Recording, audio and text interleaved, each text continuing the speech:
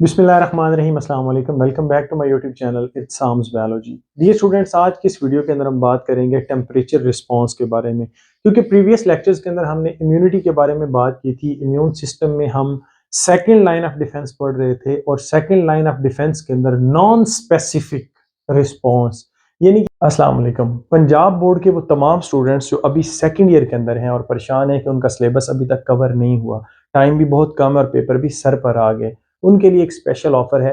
मैं 1 फेब से एक प्रिपरेटरी सेशन का आगाज करने जा रहा हूँ जो 5 मार्च तक चलेगा, जिसमें आपकी डेली बेस पर 1 घंटे की क्लास हुआ करेगी और उसमें मैं आपको हाफ चैप्टर डेली बेस पर पढ़ाया करूँगा और साथ ही साथ आपको नोट्स प्रोवाइड किए जाएंगे, साथ ही साथ आपको स्कीम ऑफ स्टडी बताई जाएगी और इम्पोर्टेंट कौन कौन से टॉपिक्स हैं, किस टॉपिक को किस तरह से आपने अटेम्प्ट करना है, ये तमाम तर चीज़ें उसमें पेपर प्रेजेंटेशन से लेकर आपकी प्रिपरेशन तक तमाम तर चीज़ें जो हैं वो डिस्कस की जाएंगी। सो अगर आप ये प्रिपरेटरी सेशन ज्वाइन करना चाहते हैं तो मेरे इस व्हाट्सएप नंबर पर मुझसे रब्ता कर सकते हैं। Don't miss the chance. Thank you. Allah. यानी कि ऐसा रिस्पॉन्स जो किसी भी माइक्रोब के बॉडी के अंदर आ जाने की वजह से हो सकता है, उसको हम क्या बोलते हैं? टेम्परेचर रिस्पॉन्स बोलते हैं। इसमें क्या होता है कि बॉडी का जो टेम्परेचर है वो राइज कर जाता है। फॉर एग्जांपल, हमारी बॉडी के अंदर जो टेम्परेचर का थर्मोस्टेट होता है, यानी कि स्किन ने तो डिटेक्ट करना है कि बाहर ठंड है या बाहर गर्मी है, वो मैसेज कहाँ पर भेजेगा? वो मैसेज हाइपोथैलेमस के पास भेजेगा। हाइपोथैलेमस के पास एक थर्मोस्टेट है, एक टेम्परेचर को कंट्रोल करने वाला एक मैकेनिज्म है, यहाँ पर मौजूद है। एक समझ लें तो डिवाइस लगी हुई है जिसने टेम्परेचर को कहाँ पर रखना है, 37 डिग्री सेंटीग्रेड पर रखना है। ठीक है। जब बॉडी के अंदर कोई इन्वेडर आ जाएगा, जब बॉडी के अंदर कोई माइक्रो ऑर्गेनिज्म आ जाएगा, तो ये रेस कर जाएगा। ये 37 से 38 हो सकता है और 38 से कितना हो सकता है, 39 डिग्री सेंटीग्रेड हो सकता है। सो इसका मतलब है कि बॉडी के अंदर जो टेम्परेचर है, अब वो 100 फ़ारेनहाइट से ऊपर जा रहा है, 101 हो रहा है, 102 हो रहा है, 103 हो रहा है, 104 हो रहा है, 103 से ऊपर तो बड़ी एक्सट्रीम कंडीशन आ जाती है। सो इसके पीछे जो लॉजिक है वो आज की इस वीडियो के अंदर हम पढ़ेंगे। होता क्या है? फीवर और पायरिक्सिया, इसको पायरिक्सिया भी कहा जाता है। वो क्यों कहते हैं? क्योंकि पायरिक्सिया जो है ना, वो एक खास किस्म के केमिकल की प्रोडक्शन की वजह से इसको क्या बोला जाता है? पायरिक्सिया बोला जाता है। और उस केमिकल का नाम क्या है? That is pyrogen. पायरोजिन दो तरह के होते हैं, एक होते हैं एक्सोजीनियस पायरोजिन और दूसरे होते हैं एंडोजीनियस पायरोजिन। जैसा कि नाम से जाहिर है, एक्सोजीनियस यानी कि बाहर से जो इन्वेडर आएगा। फॉर एग्जाम्पल, कोई माइक्रो ऑर्गेनिज्म आया, माइक्रो ऑर्गेनिज्म जो पायरोजिन प्रोड्यूस करेगा उसको हम क्या बोलते हैं? एक्सोजीनियस पायरोजिन का नाम देते हैं। अब ये जो माइक्रो ऑर्गेनिज्म होते हैं, इनको ये पायरोजिन बनाने की जरूरत क्या पड़ती है? रीजन ये है कि माइक्रो ऑर्गेनिज्म जब बॉडी के अंदर आएगा तो बॉडी का तो टेम्परेचर 37 डिग्री सेंटीग्रेड है, उसको अपनी जो रेप्लिकेशन है, उसको अपना नंबर बढ़ाने के लिए, अपने जो कॉपीज हैं वो बनाने के लिए ह्यूमंस या होस्ट की जो बॉडी टेम्परेचर होता है वो जरा ज्यादा चाहिए होता है। तो इस वजह से वो ये पायरोजिन्स प्रोड्यूस करता है। ये पायरोजिन्स क्या करते हैं? ये हाइपोथैलेमिक थर्मोस्टेट के जो सेट पॉइंट होता है, वो सेट पॉइंट कितना था मैंने आपको बताया है, वो सेट पॉइंट था 37 डिग्री सेंटीग्रेड। उसको क्या कर देते हैं? हिला देते हैं, मतलब उसको ज्यादा कर देते हैं, 38 हो जाता है। ठीक है। अब क्या होता है कि अब ये जो बॉडी के अंदर इन्वेडर आया, जो माइक्रो ऑर्गेनिज्म आया, जो बैक्टीरिया आया, अब इसकी रेप्लिकेशन के लिए ये टेम्परेचर सूटेबल हो जाता है। ठीक है। अब वो जो है ना, वो रेप्लिकेट करना शुरू कर देता है, जिससे हमारी बॉडी के अंदर जो है ना, वो हमें बुखार या मतलब बॉडी का टेम्परेचर है जो वो राइज होना शुरू हो जाता है। तो हमें पता चल जाता है कि हमारी बॉडी के अंदर कहीं ना कहीं किसी न किसी जगह पर कोई इन्फेक्शन हो चुका है, कोई माइक्रो ऑर्गेनिज्म आ चुका है। अब इन रिटर्न बॉडी क्या करेगी? बॉडी मजीद टेम्परेचर बढ़ाएगी। वो कैसे? बॉडी के अंदर कुछ सेल्स होते हैं, स्पेशली व्हाइट ब्लड सेल्स, वो एंडोजीनियस पायरोजिन्स प्रोड्यूस करते हैं। ठीक है। अब बॉडी जो है इट सेल्फ क्या कर रही है? एंडोजीनियस पायरोजिन्स प्रोड्यूस कर रही है, जिसको हम इंटरल्यूकन 1 बोलते हैं। अगर आपको इंटरल्यूकन 1 का नहीं पता तो इससे प्रीवियस लेक्चर जो है, सॉरी, इससे प्रीवियस लेक्चर जिसके अंदर मैंने आपको सेकंड लाइन ऑफ डिफेंस के बारे में पढ़ाया है, वहां पर आप देख सकते हैं कि इंटरल्यूकन क्या है और कौन से सेल्स प्रोड्यूस करते हैं। यहाँ पे बताऊंगा तो काम थोड़ा सा लंबा हो जाएगा। ठीक है। सो ये जो इंटरल्यूकन 1 है इसी का दूसरा नाम क्या है, एंडोजीनियस जो है वो पायरोजीन्स आते हैं। ये पायरोजीन्स बॉडी प्रोड्यूस करती है। इससे क्या होता है कि बॉडी का जो टेम्परेचर है वो और ज्यादा बढ़ जाता है। कैसे? ये जो इंटरल्यूकन 1 है ये प्रोड्यूस करवाएगी प्रोस्टाग्लैंडिन्स।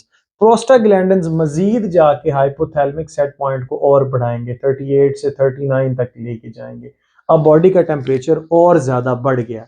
अब ये बॉडी का टेम्परेचर और ज्यादा जो बढ़ाया है, अब इसका क्या इफेक्ट होता है जो बैक्टीरिया है उसके ऊपर या जो माइक्रो ऑर्गेनिज्म है उसके ऊपर, तो वो ये है कि ये एक तो जो WBCs यानी कि वाइट ब्लड सेल्स होते हैं उनकी फेगोसाइटोटिक एक्टिविटी को बढ़ा देते हैं। जो फेगोसाइट्स होते हैं हमारे पास, उनकी फेगोसाइटोटिक एक्टिविटी बढ़ती है जब टेम्परेचर ज्यादा हो जाता है। क्लियर हो गया? ताकि ये उस इन्वेडर पे जाएं, फेगोसाइटोटिक एक्टिविटी करें, उसको किल कर दें, उसको बॉडी से बाहर निकाल दें।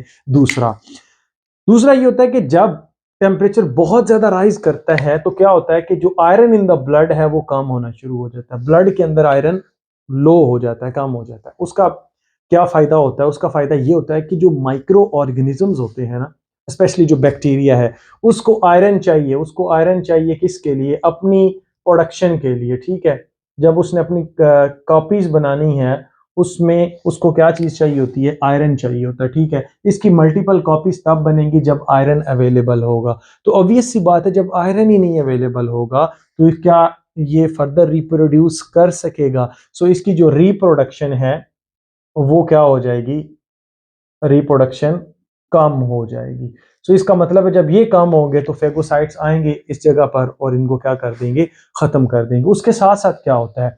उसके साथ साथ क्या होता है कि ये जो सेल्स होते हैं, ये जैसा मैंने आपको बोला है कि ये इंटरल्यूकन 1 प्रोड्यूस कर, तो इंटरल्यूकन 1 क्या करते हैं? दूसरे सेल्स को एक्टिवेट करते हैं और एक खास किस्म के जो केमिकल्स हैं जिनको हम क्या बोलते हैं? इंटरफिरॉन्स। इंटरफिरॉन की प्रोडक्शन बढ़ा देते हैं। इंटरफिरॉन जो है इनकी प्रोडक्शन बढ़ रही है। इंटरफिरॉन क्या करेंगे? ये आपको पता है, मैंने इंटरफेयर से लास्ट लेक्चर में भी बताया था। ये इंटरफेयर करते हैं किसके अंदर? Viral replication. यानी कि जो वायरस है उसने क्या करना है? रेप्लिकेट करना है। तो कहीं बॉडी के अंदर अगर कोई वायरस आ गया है तो अब ये इंटरफ्यूरॉन जैसे ही रिलीज होंगे तो ये दूसरे सेल्स को क्या करेंगे? वायरल इंफेक्शन से बचाने के लिए इंटरफ्यूरॉन्स रिलीज करेंगे। अब इंटरफ्यूरॉन जैसी बॉडी के अंदर आएंगे, अब वो वायरल जो रेप्लिकेशन है उसको हाल्ट कर देते हैं, रोक देते हैं। उसके साथ साथ आता है replication of heat heat sensitive viruses. जब बॉडी का टेम्परेचर ज्यादा होगा तो जो हीट सेंसिटिव वायरसेस होते हैं, स्पेशली आपके पास इन्वेलप्ड वायरसेस आ जाते हैं, उनके जो रेप्लिकेशन है उसको भी क्या कर देता है? कम कर दे। यानी कि आप वो मल्टीप्लाई नहीं कर सकते। सो इसका मतलब ये हुआ कि ये बॉडी का जो एंडोजीनियस पायरोजीन्स होते हैं जिनको हम इंटरल्यूकन 1 भी बोलते हैं, ये प्रोड्यूस करने का मकसद ये होता है कि बॉडी को मजीद डिफेंड किया जाए, डिफेंसिव मैकेनिज्म के अंदर आता है। और ये है नॉन स्पेसिफिक। मैं फिर बता रहा हूँ, ये नॉन स्पेसिफिक रिस्पॉन्स है। क्लियर हुआ? उसके बाद आता है कि जब बॉडी का टेम्परेचर ज्यादा हो जाता है, वो तो आपको पता है कि हीमोलिटिक रिएक्शन भी करना शुरू हो जाता है। बाज़ औक़ात आरबीसीज का लेवल जो डाउन होना शुरू हो जाता है, डब्ल्यूबीसीज बहुत ज्यादा हो जाते हैं। बहुत ज्यादा टेम्परेचर हो जाने की वजह से जो है ना, बॉडी का अपना मेटाबॉलिक पाथवेज जो होते हैं, अपने जो एंजाइम्स होते हैं, अपना जो मेटाबॉलिज्म होता है बॉडी का, वो डिस्टर्ब हो जाता है और बॉडी कोलैप्स कर जाती है। ऐसे केसेस के अंदर क्या करते हैं डॉक्टर्स? ऐसे केसेस के अंदर डॉक्टर देते हैं एंटीपायरेटिक ड्रग्स। ऐसी ड्रग्स देते हैं जो बॉडी का टेम्परेचर दोबारा से सेट पॉइंट पर लेकर आते हैं। वो कैसे होता है? ध्यान से सुनिएगा। एंटीपायरेटिक ड्रग्स में आपके पास आ जाती है एस्पिरिन, आ जाती है जो हमारी बुक में एग्जांपल है। एस्पिरिन जो है इसका काम क्या है? आपको पता है, जैसे मैंने आपको बताया है कि इंटरल्यूकन 1 क्या प्रोड्यूस करवाएगा? प्रोस्टाग्लैंडिन्स प्रोड्यूस करवाएगा। और ये प्रोस्टाग्लैंडिन्स हाइपोथैलेमस के सेट पॉइंट को हटा देते हैं, हिला देते हैं, उसको ज्यादा कर देते हैं। तो बॉडी का टेम्परेचर जो है वो ज्यादा हो जाता है। बॉडी की जो हीट प्रोडक्शन है वो ज्यादा हो जाती है और फिर हीट को कंजर्व किया जाता है, हीट लॉस को कम से कम किया जाता है। यानी कि बॉडी के अंदर हीट को रखा जाता है, जिस वजह से बॉडी का एवरेज टेम्परेचर जो है वो राइज कर जाता है। अब यहाँ पर क्या होना है कि ये जो एस्पिरिन है, इसने प्रोस्टाग्लैंडिन्स बेसिकली एक प्रिकर्सर होता है एराकिडोनिक एसिड, इस प्रिकर्सर से क्या बनने हैं? प्रोस्टाग्लैंडिन्स बनने हैं। तो एस्पिरिन यहाँ पर एक इनहिबिटरी इफेक्ट काज करती है। ये एराकिडोनिक एसिड से प्रोस्टाग्लैंडिन्स नहीं बनने देगी। जब प्रोस्टाग्लैंडिन्स नहीं बनेंगे तो ऑब्वियस सी बात है सेट पॉइंट को डिस्टर्ब नहीं किया जाएगा। जब सेट पॉइंट डिस्टर्ब नहीं होगा तो बॉडी का टेम्परेचर जो है वो नॉर्मल रहेगा। अगर बहुत ज़्यादा टेम्परेचर हो चुका है तो ये मतलब एंटीपायरेटिक ड्रग्स दी जाती हैं, या तो वो बिल्कुल ख़त्म कर देता है बुखार को, या फिर टेम्परेचर को ज़रा स्टेबल कर देता है, कम कर देता है। वो यही वजह होती है कि राकेडोनिक एसिड जो वो प्रोस्टाग्लैंडिन्स के अंदर तब्दील नहीं हो रहा, कन्वर्ट नहीं हो रहा। सो ये तमाम तर प्रोसीजर था जिसमें बॉडी जो है वो टेम्परेचर के ज़रिए रिस्पॉन्स देती है और कोशिश करती है कि इस माइक्रो ऑर्गेनिज्म को बॉडी से एलिमिनेट कर दिया जाए। सो आई होप कि आपको ये मेरी वीडियो अच्छी लगी होगी। Stay connected. Thank you and Allah हाफिज़।